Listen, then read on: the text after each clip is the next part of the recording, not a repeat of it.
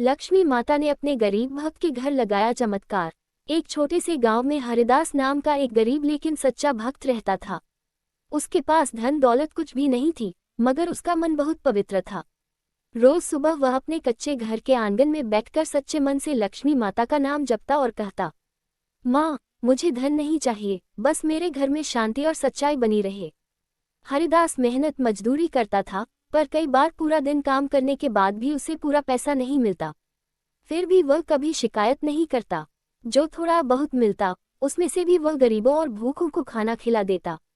एक रात लक्ष्मी माता ने ये सब देखा। माँ बोली, जो भक्त बिना स्वार्थ के पूजा करे, उसका घर कभी खाली नहीं रहता। उसी रात लक्ष्मी माता साधारण स्त्री के रूप में हरिदास के घर पहुंची। उन्होंने देखा कि घर में अनाज कम है, पर दिल बहुत बड़ा है। हरिदास ने बिना पहचाने माँ को पानी और सूखी रोटी दी। उसकी सच्ची सेवा देखकर लक्ष्मी माता प्रसन्न हो गईं। माता ने जाते जाते आशीर्वाद दिया, आज से तुम्हारे घर में मेहनत का फल, ईमानदारी का सम्मान और समृद्धि का रास्ता खुलेगा। अगले दिन से हरिदास के जीवन में बदलाव आने लगा। उसे नियमित काम मिलने लगा, उसकी ईमानदारी की तारीफ होने लगी और धीरे धीरे उसका कच्चा घर पक्का हो गया। सबसे बड़ी बात, उसके घर में कभी अभाव नहीं रहा। लोग समझ गए कि यह कोई जादू नहीं, एक समय की बात है। एक छोटे से गांव में एक बहुत ही गरीब लेकिन सच्चे दिल से लक्ष्मी माता की पूजा करने वाला भक्त रहता था। उसके पास न धन था, न बड़ा घर, बस एक टूटी सी झोपड़ी और मन में अपार श्रद्धा थी। वह रोज भोर में उठकर अपने आंगन, एक दिन गांव में भयंकर अकाल पड़ा। चारों ओर गरीबी, भूख और निराशा फैल गई। लोग हरिदास के पास आकर कहते, तुम्हारे घर में तो अब भी चूल्हा जलता है, तुम्हें डर नहीं लगता? हरिदास शांत स्वर में मुस्कुरा कर जवाब देता, जिस घर में लक्ष्मी माता का नाम और सच्चाई बसती हो, वहां डर कैसे आ सकता है। उसी रात उसने फिर पूरे मन से माता का ध्यान किया। उसकी आंखों से आंसू बह रहे थे, क्योंकि उसे अपने लिए नहीं बल्कि पूरे गांव के लिए चिंता थी। उसी भाव में लक्ष्मी माता प्रकट हुई। उन्होंने देखा कि हरिदास के मन में तनिक भी अहंकार नहीं आया, न धन का गर्व, न सुख का घमंड। माता बोली, हे वत्स, तूने जो पाया उसे अपने तक नहीं रखा, बल्कि सबके साथ बांटा। इसलिए अब यह आशीर्वाद केवल तेरे घर तक सीमित नहीं रहेगा। अगले दिन सुबह गांव के सूखे खेतों में हरियाली लौट आए, काम के नए अवसर खुले और हरिदास के घर से मदद पाकर कई परिवार फिर से अपने पैरों पर खड़े हो गए। लोगों को समझा गया कि लक्ष्मी माता वहां नहीं जाती जहां केवल धन की इच्छा हो, बल्कि वहां वास करती है जहां दयाभाव, मेहनत और सच्ची भक्ति होती है। अकाल के बाद गांव में एक नई सुबह आई, पर यह सुबह केवल धूप की नहीं थी, यह विश्वास की थी। हरिदास का घर अब केवल मिट्टी और ईंटों का ढांचा नहीं रहा, वह आशा का केंद्र बन गया। दूर दूर से लोग उसके पास आने लगे, कोई सलाह लेने, कोई काम मांगने, कोई केवल ये देखने कि जिस घर में कभी खाली बर्तन थे, वहां अब भी नम्रता कैसे भरी है। हरिदास सबको एक ही बात कहता, जो मिला है वह मेरा नहीं, माँ लक्ष्मी की देन है, और देन तभी तक रहती है जब तक बांटी जाती है। वह सुबह शाम मेहनत करता, हिसाब साफ रखता, किसी का हक नहीं मारता। धीरे धीरे उसके पास छोटा सा अनाज भंडार, कुछ गायें और गांव के लिए रोजगार का साधन बनने लगे। पर असली परीक्षा तब आई जब एक साहूकार ने उससे कहा कि वह गांव का सबसे अमीर आदमी बन सकता है, बस थोड़ा सा बेईमानी करनी होगी। उस रात हरिदास का मन डगमगाया नहीं, बल्कि और दृढ़ हो गया। उसने दीप जलाकर लक्ष्मी माता से कहा, माँ, अगर समृद्धि का रास्ता बेईमानी से होकर जाता है तो मुझे वह नहीं चाहिए। उसी क्षण उसे ऐसा लगा मानो घर में शांति की ठंडी हवा बह गई हो। अगले दिन साहूकार का झूठ उजागर हुआ और गांव ने पहली बार देखा कि सच्चाई धीरे चलती है पर गिरती नहीं। हरिदास का सम्मान और बढ़ा, पर उसके चेहरे पर वही सरल मुस्कान रही। लोगों को समझ आने लगा कि लक्ष्मी माता केवल धन नहीं देती, वे विवेक देती है, और विवेक मिल जाए तो घर अपने आप भरता रहता है। समय बीतने के साथ हरिदास का जीवन और भी गहराता गया, क्योंकि लक्ष्मी माता की कृपा केवल बाहरी समृद्धि तक सीमित नहीं थी, वह उसके मन और कर्मों को भी उज्ज्वल बना रही थी। गांव में अब एक परंपरा बन गई थी कि किसी भी नए काम की शुरुआत से पहले लोग हरिदास के घर दीप। समय बीतने के साथ हरिदास का जीवन एक उदाहरण बन गया, पर उसके भीतर कहीं न कहीं ये चिंता भी रहने लगी कि कहीं लोग उसके नाम से नहीं, बल्कि लक्ष्मी माता के नाम से जुड़े रहे, क्योंकि वह जानता था कि भक्त बड़ा नहीं होता, भक्ति बड़ी होती है। एक वर्ष दीपावली के समय गांव में असाधारण हलचल थी, हर घर में दीप जल रहे थे, पर हरिदास का मन किसी अनजानी बेचैनी से भरा था। उसी रात उसने देखा कि कुछ लोग धन के लालच में आपस में झगड़ रहे हैं, कोई मिलावट कर रहा है, कोई कमजोरों को ठग रहा है। हरिदास ने मन ही मन प्रार्थना की, माँ, अगर समृद्धि से लोगों का मन बिगड़ जाए तो ऐसी समृद्धि का क्या लाभ। उसी क्षण उसे स्वप्न में लक्ष्मी माता के दर्शन हुए। माता ने शांत स्वर में कहा, वत्स, धन तभी तक पवित्र है जब तक उसके साथ धर्म चलता है। जहाँ धन आगे निकल जाए और धर्म पीछे छूट जाए, वहाँ विनाश आता है। सुबह उठकर हरिदास ने गांव की सभा बुलाई और सबके सामने अपने अनुभव रखे। उसने कहा कि जो भी काम करे, ईमानदारी से करे, जो भी कमाए, उसका कुछ अंश समाज और जरूरतमंदों के लिए रखे। शुरुआत में कुछ लोगों ने उसकी बातों को अनदेखा किया, पर समय ने सच को साबित किया। जो लोग लालच में पड़े, उनके काम बिगड़ते चले गए, और जिन्होंने सच्चाई पकड़े रखी, उनके घरों में स्थिरता और सम्मान बना रहा। धीरे धीरे गांव में एक नई परंपरा शुरू हुई, हर पर्व पर सामूहिक सेवा, हर खुशी में साझा भोजन और हर संकट में एक दूसरे का साथ। हरिदास ये सब देखकर समझ गया कि लक्ष्मी माता ने केवल उसके घर में नहीं, पूरे गांव के हृदय में अपना वास बना लिया है। अब वहां जादू किसी एक रात का नहीं था, बल्कि रोज रोज की सही सोच, सही कर्म और सच्ची भक्ति का जादू था, जो चुपचाप सबके जीवन को बदल रहा था। हरिदास अब केवल एक व्यक्ति नहीं रहा था, वह विश्वास का प्रतीक बन चुका था। लेकिन असली परीक्षा अभी बाकी थी, क्योंकि जहां प्रकाश बढ़ता है वहां अंधकार भी अपनी जगह ढूंढता है। पास के नगर से कुछ स्वार्थी लोग गांव में आए, जिन्होंने देखा कि यहाँ धन तो आ रहा है, पर नियंत्रण किसी राजा या साहूकार के हाथ में नहीं, बल्कि आपसी विश्वास के सहारे चल रहा है। उन्होंने गांव वालों को बहकाना शुरू किया। किसी से कहा कि हरिदास के कारण तुम्हें कम मिल रहा है, किसी से कहा कि लक्ष्मी माता का चमत्कार अब खत्म होने वाला है, और किसी के मन में ये डर डाला कि अगर धन को जमा नहीं किया तो भविष्य अंधकार में होगा। कुछ लोग सचमुच डगमगा गए, क्योंकि इंसान का मन सबसे पहले डर से हारता है। उसी समय हरिदास बीमार पड़ गया और कई दिनों तक घर से बाहर नहीं निकला।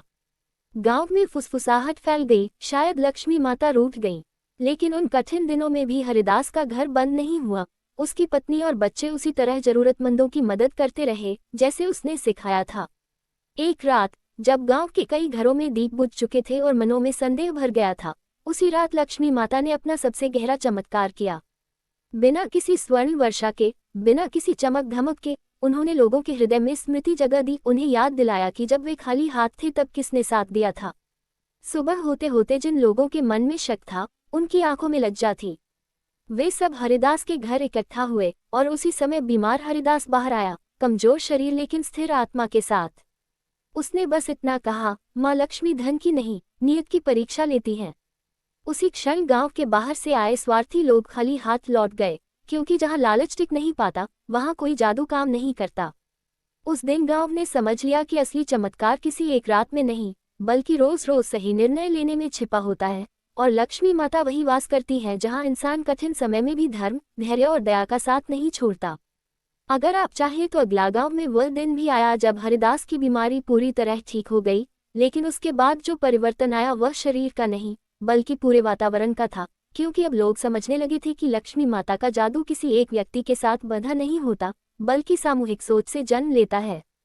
हरिदास ने अपने अनुभवों से प्रेरित होकर गांव में एक नियम जैसा बना दिया कि कोई भी बड़ा निर्णय अकेले नहीं लिया जाएगा, सब मिलकर सोचेंगे, ताकि लालच किसी एक मन में घर न बना सके।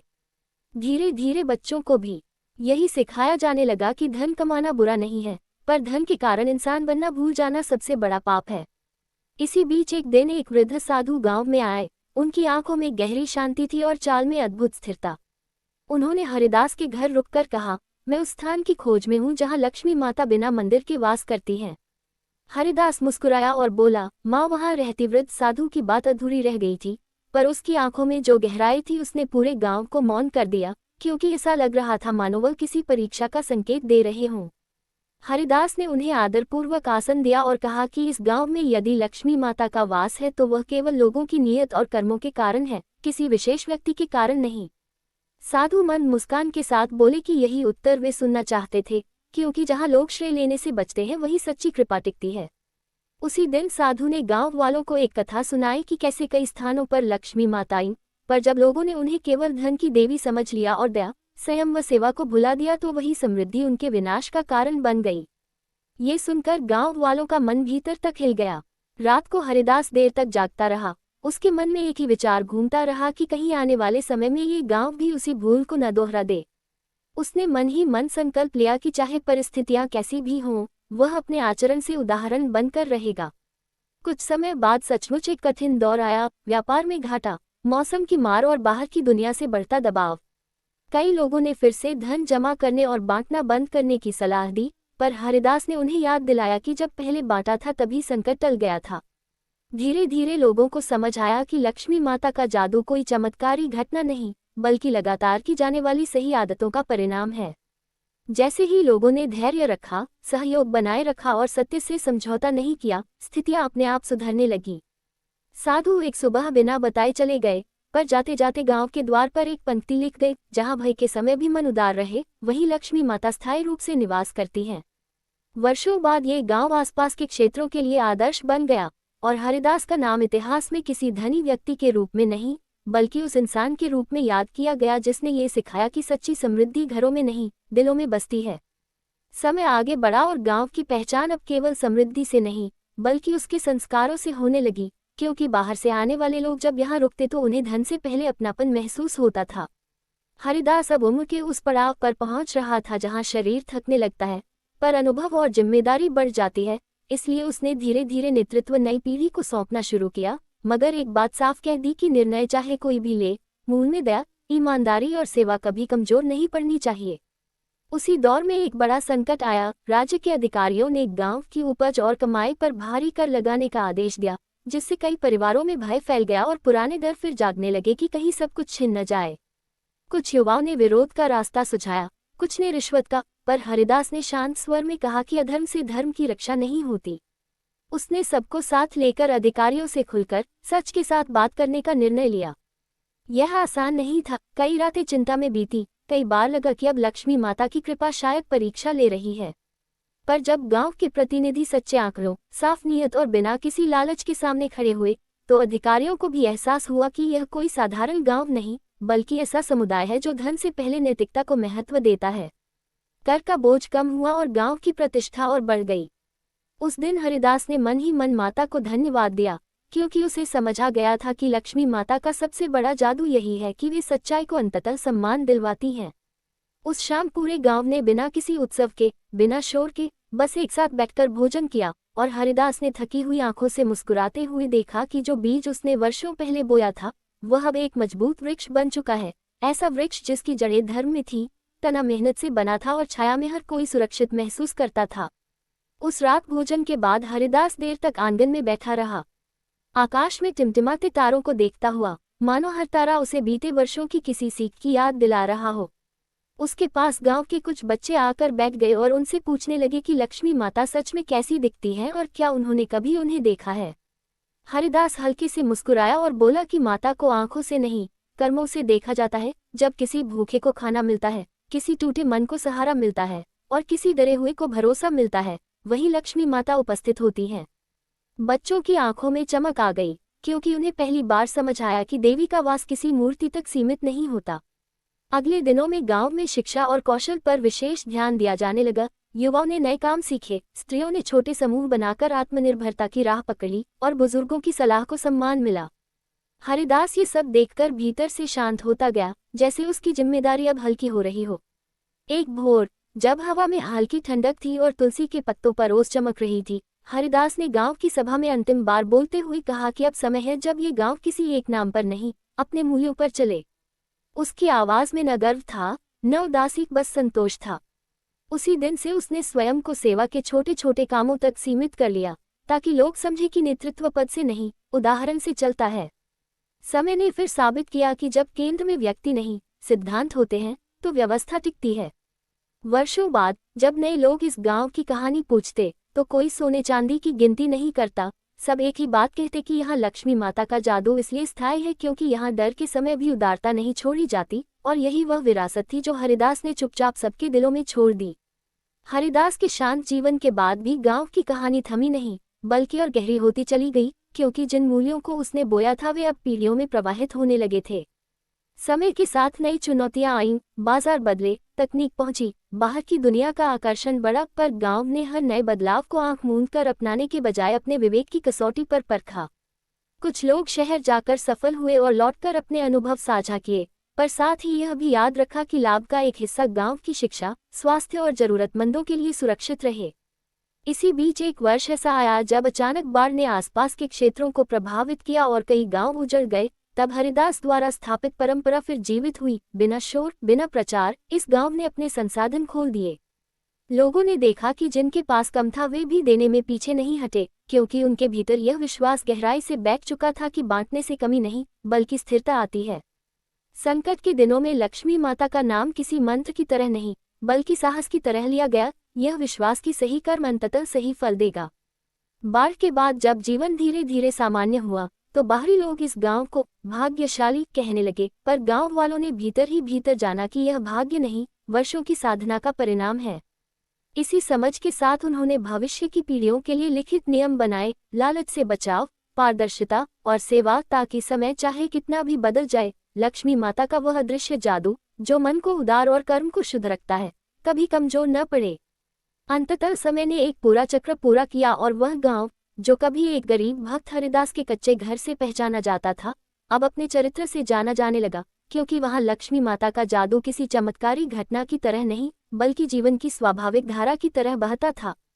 हरिदास अब इस संसार में नहीं रहा, पर उसकी उपस्थिति हर निर्णय, हर सेवा और हर कठिन घड़ी में महसूस की जाती थी, जैसे उसकी सीखें हवा में घुल गई हों। गांव के आंगनों में जब बच्चे खेलते, खेतों में जब किसान बीज बोते और घरों में जब दीप जलते, तो लोगों के मन में यह भाव स्वतः आता कि समृद्धि का अर्थ केवल भरपूर धन नहीं, बल्कि निडर मन, साफ नियत और एक दूसरे का साथ है। वर्षों पहले जिस प्रश्न से यह कथा शुरू हुई थी कि लक्ष्मी माता किसके घर वास करती है, उसका उत्तर अब स्पष्ट था। वे वहां रहती है जहां मनुष्य कठिन समय में भी धर्म नहीं छोड़ता, जहां सफलता आने पर विनम्रता बनी रहती है, और जहां भय के सामने भी दया हार नहीं मानती। यही वह अंतिम सत्य था जिसे हरिदास अपने जीवन से सिद्ध कर गया, और यही वह विरासत थी जिसे गांव ने पीढ़ी दर पीढ़ी संभाल कर रखा, ताकि आने वाला हर समय ये याद रखे कि लक्ष्मी माता का सबसे बड़ा जादू धन की वर्षा नहीं, बल्कि मनुष्य को मनुष्य बनाए रखना है।